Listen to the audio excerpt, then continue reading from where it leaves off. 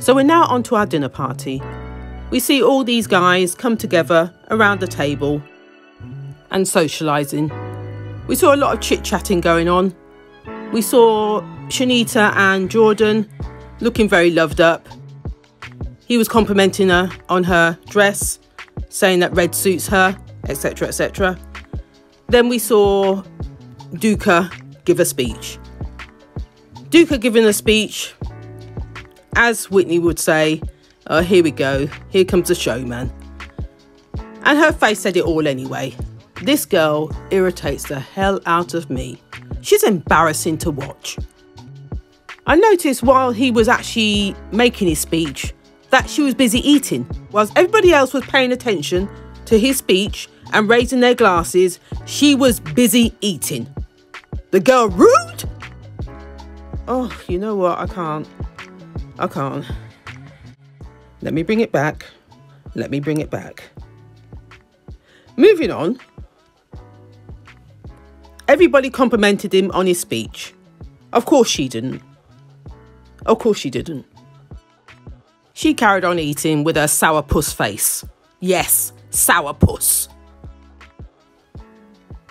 After Duca's speech, everybody carried on socialising. The next conversation we saw was with George, Shanita and Lara. It was Shanita that asked him, so how was your honeymoon? And he said something like, oh, I had a load of shit. Something like that, he said. And then Lara made a joke of, is it the whole hot tub situation all over again? Something like that, she said. And his face, oh dear, if the ground could swallow him up at that point. His face said it all. He didn't know what to do with himself. The embarrassment. He's thinking, who else knows? He was sitting on a table full of people. He's thinking, who heard her? Who actually heard Lara say that? I know April definitely didn't, because she had already moved from her seat. She had gone somewhere else. So, yeah, you know this is brewing. It's like, what's the word? Chinese whispers. Everybody's going to finally find out what went down in this hot tub. We continue to see everyone socialising, and then we see Whitney. Whitney sitting there very solemn, staring into space. You saw Thomas look at her first to say, is everything all right?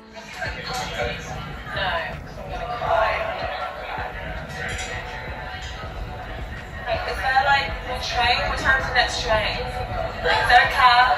Where's the next car? It's the attitude for me. It's too much.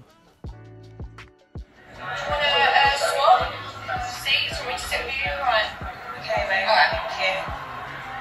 What you need is give me a shot. Give me a shot. Yeah, I got you. And still Duca keeps trying. He keeps trying and he keeps trying. Duca's in there and he's showing real kindness to her. Is there anything I can do? Can I help you? It's got to be hard on him. And now here come the tears. And with her crying, it was Keisha that noticed it and went over to her to comfort her and asked her, right, come outside, let's go outside. Yeah, let's get some air. Something like that, she said to her. And the conversation continues about her calling him fake. Fake, I can't do it. I can't be fake this. Like other people have like genuine people and I've just got this fake person and everything's telling me like, try, I can't. We eventually see these two come back in. Whitney goes back to her seat and Duca thanks Keisha for being there for her.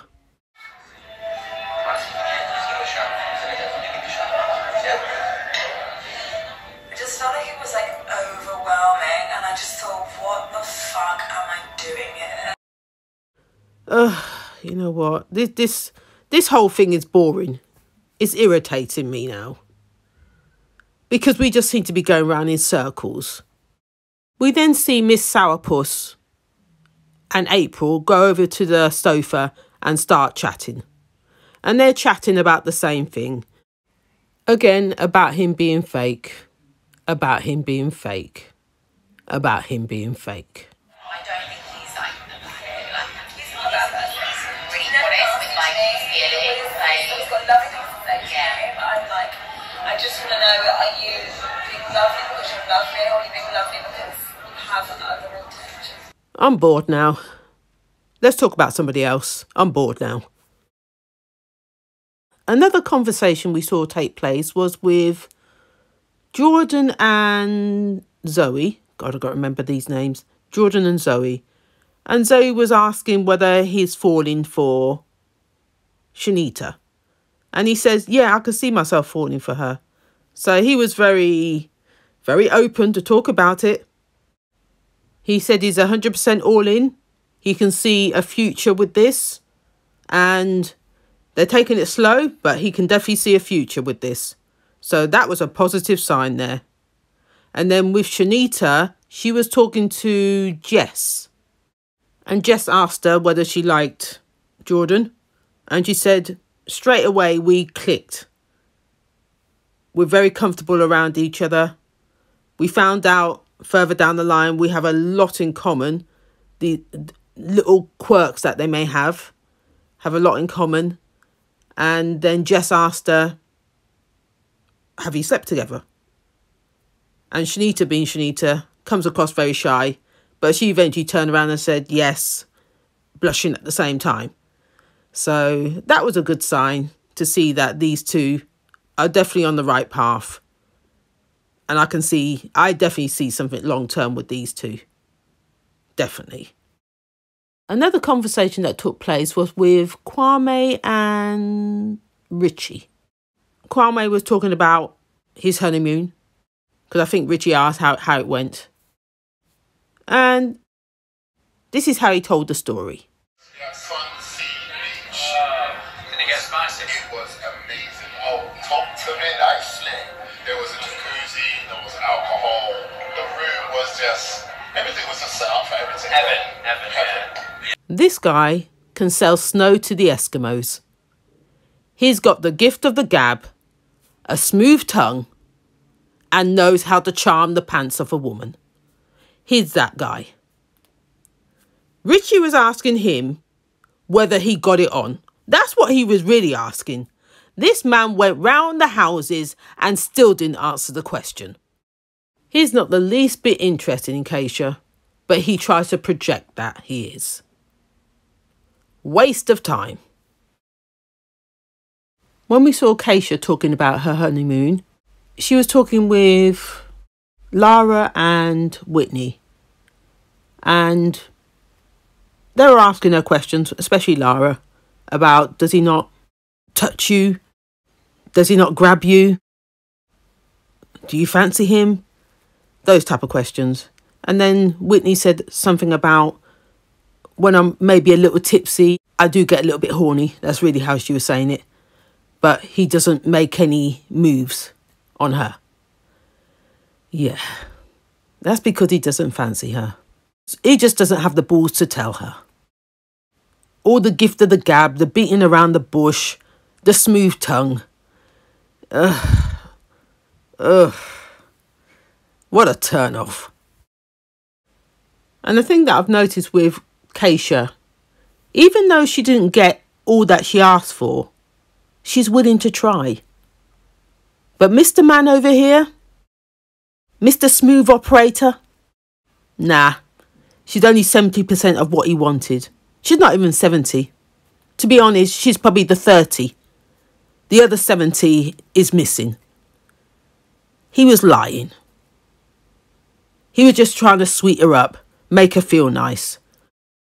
He really is not into her. Moving on. The next conversation we saw was with Jess and PJ. And this is how it went. I don't want you to take it the wrong way, but I kind of feel like I'm letting you down a bit. what do you mean? Why you ain't Because done it? I know what you want. Yeah. And I just think it's a bit shy. And the bits that we don't want, that's the biggest part. I really feel sorry for PJ. I really don't understand why he's still trying with her. Because it doesn't matter what he says now. From the time he still lives at home with his mum and he's a stripper, she can't see past that. End of story. She can't see past that. He's not what she ordered. She wants a man that has it all together. The good job, the house, the car, the whole 9 yards. And he doesn't have that. It's not a reflection on you as a person. It's just, you know when you know what you want. No, 100%. I'm not gonna, sell for less. This girl does not mince her words. She's blunt, she's blunt, she's blunt. It doesn't matter how much effort he puts into this. He's never going to meet her standards. Another conversation that took place was between Duka and Keisha. And she was curious enough to go and ask Duka some questions after speaking to Whitney. And this was their conversation. How does your relationship stand? Are you on talking terms? I'm not coming into this expecting lovey-dovey and X, Y, Z. No, I'm coming into this. I'm trying to find out more about you. And if we can build that foundation of friendship and you can vibe from that, build something great, then great. And the conversation continues. Okay, can I just say something? I like you. I know that you both have a lot to make it work. You know what I mean? Yeah, 100%. I know she ain't giving up, and I know that she knows a lot about you. Yeah, I like that. So can we cheers to that? 100%. Oh, thank you so much. I'm not sure I believe Keisha when she talks about Whitney not giving up. Not sure I believe that. No, I'm not convinced. I'm not too sure what you're seeing. But Whitney's not in this. She gave up on the day she walked down the aisle. Waste of time. However, I do like how she's giving Duka the benefit of the doubt. She's not believing everything Whitney's telling her as face value. Make your own judgment. Don't let her over here tell you anything different. And the experts couldn't have said it better. So I think what's really interesting is I think when Keisha first spoke to Whitney, I think she believed that maybe Duka was a bit inauthentic. But she's seen a different side and she's acknowledging that Duka's actually a really nice guy. And the conversation continues. And now that Keisha knows this, Whitney's actions change because of respect that Whitney has for Keisha. He's got her sussed. He's got her sussed. Moving on, we then saw a conversation that took place between Whitney and April. And April was asking her, if he was genuine, would you give him the time of day? Something like that, she said. But let me play the clip anyway. If you knew that he was here for the right reason, would you then be attracted? Yeah, it was. I give up. I don't know whether I'm coming or going. I give up. Moving on. The next conversation we came across was with Kwame, Whitney and April. And they were interrogating him. Well, Whitney was, let's put it that way. I loved her head at this point. I thought, Whitney? Yes, that's me. I'm making sure I'm looking out for my girl. Don't even try it. How was your honeymoon? Bliss. Yeah? Bliss. Are you guys connecting, like, romantically? Wasn't it show? She's unreal, right? She's fucking insane. She is, man. I need someone like that, though. Here he comes with all the dribble. I need someone like her, though. I heard Whitney say, though.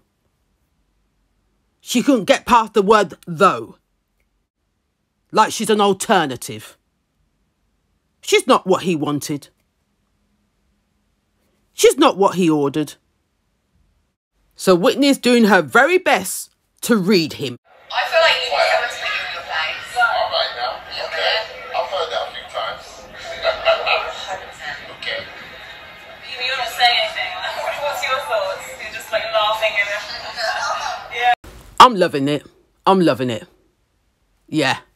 Whitney, this is the side of you I like. Do your thing. Like your type, or you normally go for that?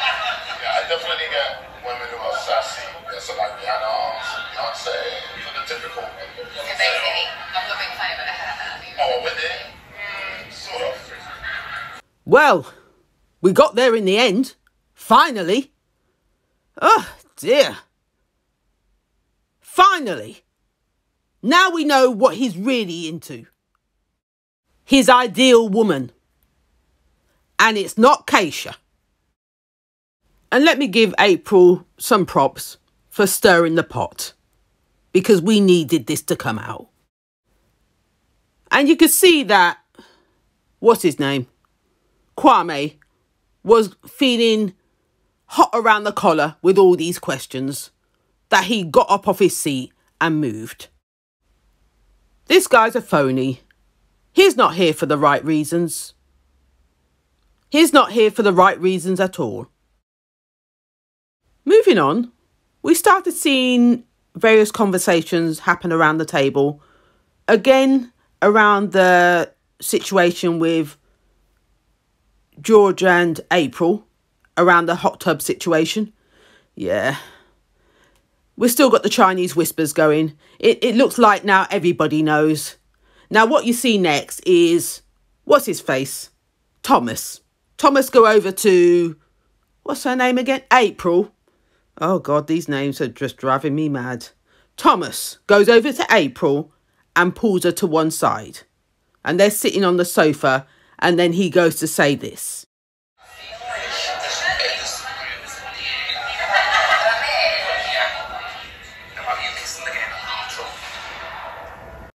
With her hearing this, she starts to F and blind.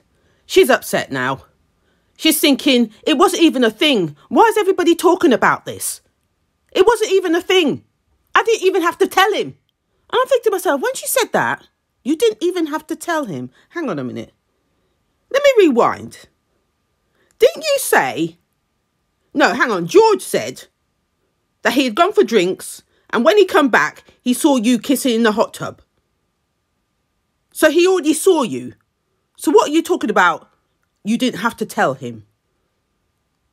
That's confusing. Because you're making it out like he never saw you. But he did! And at the same time, you think the game of truth or dare is acceptable as a married woman. It's not acceptable. What you did before as a single person is what you did as a single person. You're now married. You don't know his boundaries. You don't know what he's into. And Thomas had a point in what he said. Listen, I think you're marvellous, and I think you said a match beats in heaven, to be honest with you. But listen, do you think you should kiss someone in a hot tub and come back and tell me? I'm just as insecure about it, April. But you think this is acceptable? Girl, wake up. These two are as bad as each other. George has no balls. Instead of telling her that he's upset and what his standards are, he doesn't do shit. He just accepts her apology. Be the man and put your foot down in what you expect and what your boundaries are. And if you two aren't able to come to a common ground, then she's not for you. Simple. Simple. Instead, all I see is you pandering to her and sulking. And at the same time, pondering and hatching over the same old shit. Can we move on, please? Can we move on? But that sure wasn't going to happen. It was a fun game. You never had to or tap. Why does it was a fun game? It was. You know, I didn't want you to say you like, I would have felt like... Why are you defending her? Why are you, George, defending her? It's not even about the context. You're upset. You're still upset. You're still sulking about the same thing. But you're pondering to her. You're pandering to her. You know what? I can't. I can't. The fact that I feel like he's betrayed me a bit, he's gossiped and bitched about me, makes me question where his morals are. It makes me think he's not really over it. And you're very right. He is not over it, even though he says he's fine. Moving on, the final scene we saw was her in tears. I can't believe he would do that to me. It's not even the point that she's crying. It's the way she's crying. She sounds like a 5-year-old. Oh, you know what? I can't. Oh, I'm done. So this is where I'm going to leave it. If you like what you heard, please like, comment and subscribe. Till next time.